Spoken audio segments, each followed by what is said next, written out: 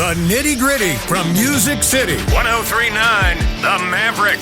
Well, don't look now, but one of the bands you only hear here on The Maverick has embarked upon a 15-city 40th anniversary tour that kicked off Friday night down in Arizona, and it continues this weekend. They play Friday night down in Westchester at a cool little hang called Lori's Roadhouse. Talking about Shenandoah hitting stage. Tickets are $40 and they're available at LRHlive.com.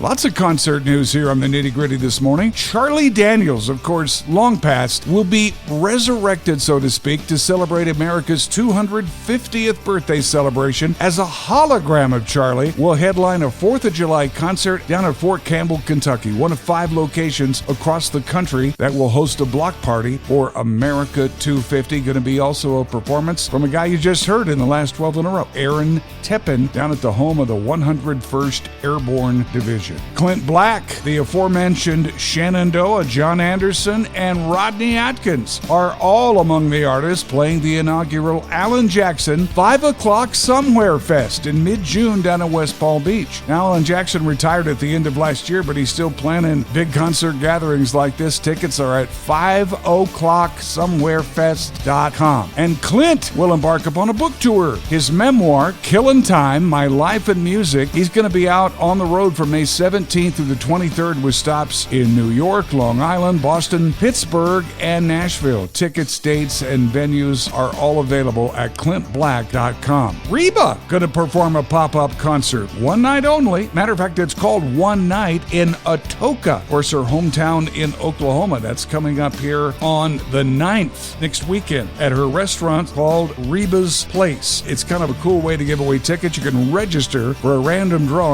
at rebasplace.com. And finally, Willie Nelson's Outlaw Music Festival is going to hit 12 markets in July and August, kicking off July 3rd down in Irving, Texas, along with Sheryl Crow and a number of others. The July 4th show in Austin is also going to include classic country artist Rodney Crowell, and those tickets are available if you search Willie's OutlawMusicFestival.com. And there's your Nitty Gritty from Music City on the Maverick. So happy April Fool's Day to you. Has anybody gotten over on you yet? I just got to congratulate longtime Woodhead Shaggy calling from the open road. He got over on me. Nobody else has done that for a long time, but somebody might try. I don't think April Fool's Day pranks are quite what they were back in the day. Well, I used to get into it on the radio. My goodness.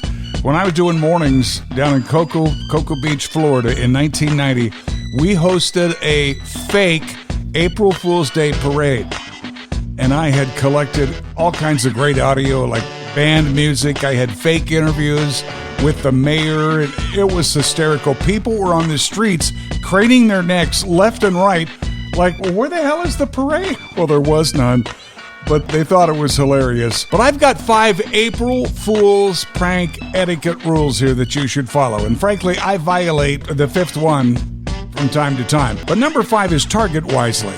It's smart etiquette to only play pranks on people you know well, like friends or family, close co-workers. And of course, the radio listening audience does probably not qualify for that, but I did it. Number 4, nothing illegal. And that's not funny. It's not fun. Should go without saying, but let's face it, we both know that some people need to be reminded of that. At number 3 in the hierarchy of April Fool's Day pranks, reveal it. Okay, a successful prank should be followed by the reveal. This marks the end and clarifies that the situation was a joke. And again, traditionally, don't drag it on past midday.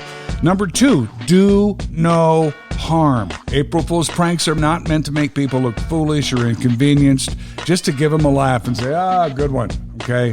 Do no harm. But here's the number 1, and we're coming up on the number 1 rule of April Fool's. Not quite there yet. This has been a guideline for a while, but it doesn't always get mentioned. The fooling stops at noon.